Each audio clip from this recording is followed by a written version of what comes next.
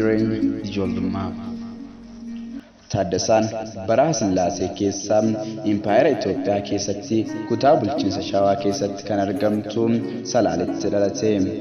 Abbaan isaa Obbo Birruun waraana Xaaliyaanii irratti summii gaazii du'an. Haati isaa immoo gadda kanarraa ka'uun ji'a 3 booddee du'an. Loltuu ta'uu isaa. Erga warri isaa dhumanii booda Taaddasaan wasiila isaa beekaatti kan miseensa Arbanyoochi riphxee loltuu Xaaliyaanii lolanitti dabalame. Boodarras qabamee hidhaan umurii guutuu fi hojiin humnaa itti murtaa'ee magaalaa Somaaliyaa kan taate Moqaadishootti hidhame. Amma British bara 1940 Moqaadishoo qabattee bilisa ba'utti achuma ture. Taaddasaanis erga hiikamee booda leenjii waraanaa Keeniyaa deemee fudhatee bara 1941tti Itoophiyaatti deebi'e. Achi gara sadarkaa Liyyuu-Naantitti ol guddatee akaadaamii waraana hoolotaatti galmaa'e. Achi keessattis akka barsiisaatti yeroo dheeraa akka inni tajaajilaa tures seenaan ni eera. Bara 1954tti Taaddasaan gara Liyyuu-Naant Kolleetti guddate. Waraanarraas gara humna poolisiitti jijjiirame. Humna poolisii akka ammayyeessuufis dirqamni Taaddasaatti kenname. Durataa Faxinoo Daraash yookiin immoo akka afaan Ingiliffaan Rapid Forces isa jennuun ta'ee muudame. Fonqolcha mootummaa bara 1960 fashaleessuu keessatti gahee guddaa taphatee amanamummaa Haayile Sillaaseef qabus agarsiise. Yeroodhuma durataa Faxinoo Daraash ture kanatti lammii Afrikaa kibbaa sirna apartheidiin qabsaa'aa ture Neelsan Maandeellaa leenjisee. Shuquxiin Lilii Self jedhamtu kan Maandeellaadhaaf kennes isa ture. Taaddasaa Birruu goota Oromoo fi Oromiyaatti beekamu qofa otoo hin taane goota akka Afrikaattis gahee guddaa taphate ta'uun isaas kan yaadatamudha. Taaddasaa Birruu bara 1953tti gara Birgaadeer Jeneraalitti ol guddate. Yeroo kana inni durataa Faxinoo Daraash itti aanaa Koomishiinarii humna poolisii biyyoolessaa ajajaa waraana naannoo fi durataa dura dubbisuu fi barreessuu biyyoolessaas ture. Waldaa Maccaa fi Tuulamaa keessatti. Taaddasaa Birruu jalqaba sochii sabboontummaa Oromoo hin balaaleffata ture. Erga muummicha ministeeraa Akiliiluu Habtewalid wajjin haasa'ee booda Taaddasaan jijjiirame. Sababni jijjiirama Taaddasaa Birruus kana ture. Akka dura taa'aa dura dubbisuu fi barreessuu biyyoolessaatti Taaddasaan Akiliiluu Habtewalid wajjiniin walgahii taa'e. Akiliiluunis Taaddasaan Oromoo ta'uu isaa waan quba hin qabneef Oromoo loltuutti qacaruu fi Oromoon akka baratu gochuun gaarii miti jedhee itti odeesse. Jechi kun Taaddasaan yaada isaa akka jijjiiruu fi waxabajjii 1964tti miseensa waldaa walgargaarsa Maccaa fi Tuulamaa akka ta'u godhe. Waldaa kana keessattis sochii baay'eewwan taasisuun isaa ni yaadatama.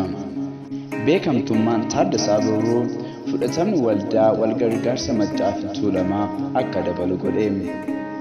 Dabalataanis dandeettiin gaggeessummaa isaa dhaaba kana gara dhaaba mirga Oromootiif qabsaa'utti jijjiire.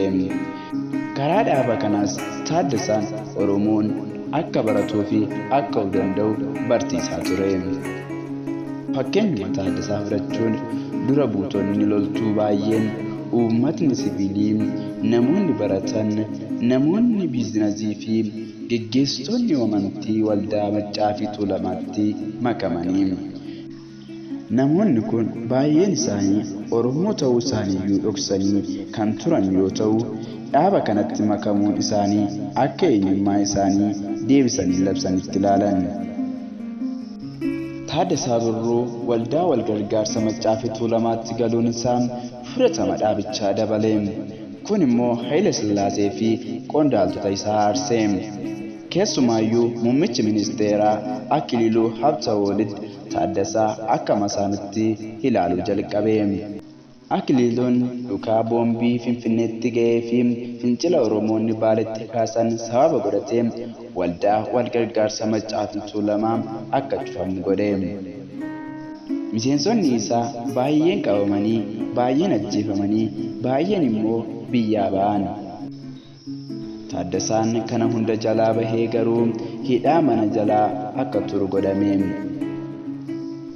Hidhaa mana kana jala waggaa 3 booda dhokatee jalaa badee. Kanatti aansee loltoota Oromoo sadarkaa olaanaarra jiran wajjin wal ta'uun fonqolcha mootummaa yaalan. Haayile Sillaasee ajjeesuufis karoorsan. Fonqolchi sun garuu oduu hin milkaa'in hafe. Taaddasaan hin qabame. Umriin isaa gara dullummaa ta'u iyyuu garmalee reebuun garmalee isa caccabsuunis ittuma fufe. Murtiin ajjechaa itti murtaa'es boodarraa gara hidhaa waggaa guutuutti jijjiirame. Warri isa wajjin fonqolcha irratti hirmaatan baay'een isaanii garuu akka ajjeefaman taasifame. Taaddasaan boodarra hidhaadhaa gad lakkifame. Golomsootti hidhaa mana jalaa akka turu godhame. Taaddasaanis yeroo kana gaggeessitoota Oromoo bebbeekamoo kan akka Baaroo Tumsaa, Elemoo Galtuu, Ahimad Hundee fi Sheek Baakirii Saafaloo wajjin wal qunname. Abajjii 1974tti Itoophiyaan jeequmsa keessa waan seenteef Impaayera Itoophiyaa dadhabee. Taaddasaanis carraa kanatti fayyadamuun galaamsodhaan liqee gara Finfinneetti deebi'e. Dargiin waraana aangoo mootummaa of harka galfatee Taaddasaan ministeera dhimma keessaa akka ta'uuf gaafate. Taaddasaan garuu fudhachuu dide. Erga yeroo lammataatii didee booda humni poolisii akka to'annaa jalaa oolchuuf ajajame. Taaddasaan kana jalaa liqee loltuu fincila waraanaaf Shawaa keessatti gurmeessuu jalqabe. Loltuu keessatti hiriyoota isaa kan turan kanneen akka Koloneel Hayilee Raggaasaa, Meejor Abbabaa Gabramaariyaamii fi dhumarrattis Jeneraal Jaagamaa Keelloo isatti dabalaman. Kabaja gooticha wareegame Elemoo Galtuuf jecha maqaa waraanni isaa itti fayyadamaa ture waraana bilisummaa Oromoo yookiin immoo WBO maqaa jedhamu jalatti socho'uu jalqaban. Du'a Taaddasaa Birruu. Taaddasaa Birruu ciltoota geggeessaa kan ture yeroo ta'u Jeneraal Jaagamaa Keellootiin ganamee Hayiluu Raggaasaa wajjin booji'ame. Taaddasaa fi Hayiluuttis hidhaan umurii guutuu itti murteeffame. Boodarra garuu hidhaan umurii guutuu kun karaa dargiitiin ajjechaatti jijjiirame. Taaddasaa Birruu, Hayilee Raggaasaa fi gaggeessitoonni Oromoo ta'an baay'een gaafa Bitootessa 1975 ajjeefaman. Waraanni bilisummaa Oromoo garuu qabsoo isaa kan itti fufe yoo ta'u bara 1976tti qaama adda bilisummaa Oromoo ta'e. Yaadatamummaa Taaddasaa Birruu. Taaddasaa Birruu Oromoota baay'ee biratti akka abbaa sabboontummaa Oromoo kan ammayyaatti ilaalama. Barsiifni waa'ee eenyummaa Oromoo irratti gochaa ture dhaloota Oromoo haaraa kakaase. Kunis aadaa, afaanii fi eenyummaa Oromoo akkasumas sochii bilisummaa Oromoo akka finiinu godhe.